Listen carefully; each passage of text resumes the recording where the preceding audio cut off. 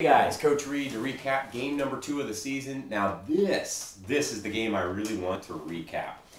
Turpin, we go down to face Coach Bassaliga's old team, and Coach Bass worked with us this summer for a week, and we got to learn his way. And as Coach says, I make competitors, and we did some hardcore training with him. And guys, I'm proud of you because you really became fighters. You really became tough, and you became tough-minded, and you became disciplined and focused and driven through the training programs you did, and we're continuing to do that. And that's one of the things I think we lacked last year was we didn't sort of create that competitive passion in you.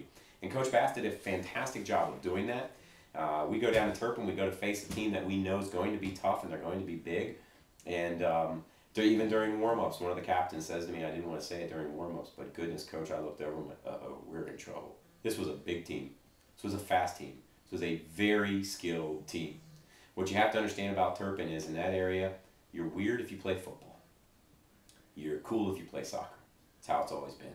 Those are kids that grow up in the Cup organization and Classics and Beachmont Soccer Club and some of the other clubs around there, Northern Kentucky clubs. They grow up from the age of 5 or 6 playing in select situations year-round, indoor, outdoor, traveling around, playing some of the best talent in the country, working with some of the best coaches in the country. And so these are kids that are groomed to play soccer. And I would be willing to guess that a vast majority of those kids on that program are looking for Division I playing opportunities at the collegiate level, because that's how it is. When I was at X, we played them, and it was always a dogfight. And we knew when we went in and played Turpin, we were going to come out banged up and bruised and tested to our greatest abilities, because that was a team that was going to be big, strong, skilled, and driven, just like Coach Bassaliga. And they were. So I'm unbelievably proud of the victory we got there, because a 0-0 tie with a team like Turpin, who ends up being 10th in the city in the preseason rankings, that is a tremendous accomplishment on our part. What was best about it was we went into halftime with probably about a 10 or 15 minute swing there where we were in possession of the game. The game was ours to win. We had some great attacks. We were creating strength through the midfield. We were repelling them in the back. They weren't getting as many shots. It was about a 15-minute period where we had them on the ropes. We had them frustrated. We had them upset. We had them arguing with each other. We really had them. Shame of it was they got to halftime and they had a smart coach and they are a good program and they're well trained. They were able to regroup, reanimate themselves and come back out and, with a little bit more energy and a better focus. And we never really did get control of the match back at the start of the second half. But what we talked about at halftime, guys, was focus and discipline. We go out in that second half against this team, and we're focused and we're disciplined, and this is our game.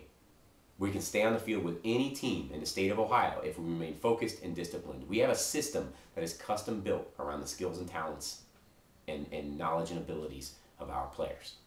So let's use it. And you guys did. And you did it with precision, and you did it with such class and such professionalism and such integrity and such pride. It was phenomenal to watch you guys. That second half, man, I was looking for the AED. I was looking for the trainer half the time because I wanted to make sure if I had a heart attack, somebody's there to revive me because I didn't want to miss the end of the game. It was that kind of game. It was just a beautiful game to watch. And like I said, we were disciplined in the defense, marking up, getting them offside, stepping up and staying with Billy, getting goal side on all the balls, not putting balls across the middle, not playing balls to the feet of the defense, clearing things out, getting wide with the ball. Offensively, we never really got anything going, but that's because we played against a very talented defense. They had a phenomenal sweeper. He was Division I level, and he really shut us down, and we were missing out on some of our offensive firepower. Alex Stein wasn't in, Whiteman was hurt. Cody was out, and that made a difference not having some of the playmakers in there. Cody's a tremendous playmaker, and he could have helped create things for the rest of our forward set. So when your lineup's disturbed like that, it's going to have an impact. But again, this is a group of people who, where's Oxford anyway? Where is Talawanda? Or okay, welcome to Turpin, Fairfield. Are you guys ready to play? This happened the whole game. They were calling us Fairfield. They were asking where Talawanda was. They were asking where Oxford was. They had no idea who we were. And I told you guys, play inspired, be memorable, and leave with no regrets. You guys played unbelievably inspired. I was inspired to put boots back on and try to play the game. You guys were certainly memorable. They will now know we are Talawanda. We are in Oxford, Ohio. Look us up.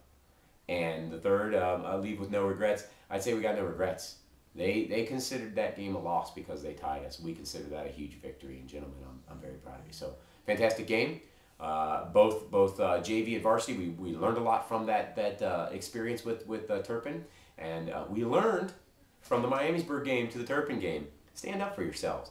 Turpin was by no means rough or unfair. They were big and they were strong, and we were getting flattened when we go up for head balls, but they were getting flattened when they go up for head balls. If you go in 50-50 on a fair ball and you play within the rules of the game, you're going to get banged once in a while. As they say in Days of Thunder, rubbin's racing. I mean, you're gonna trade paint with guys once in a while, but we did it with class and professionalism, and so did they. And it was a nice opportunity for us to realize that games are going to be rough, and that we just have to stand up for ourselves, stick to our game plan, all right, and be the aggressor. Don't sit back and let a team attack you. You've got to attack them, and we did. We started the game on the attack, and ultimately proud of you guys.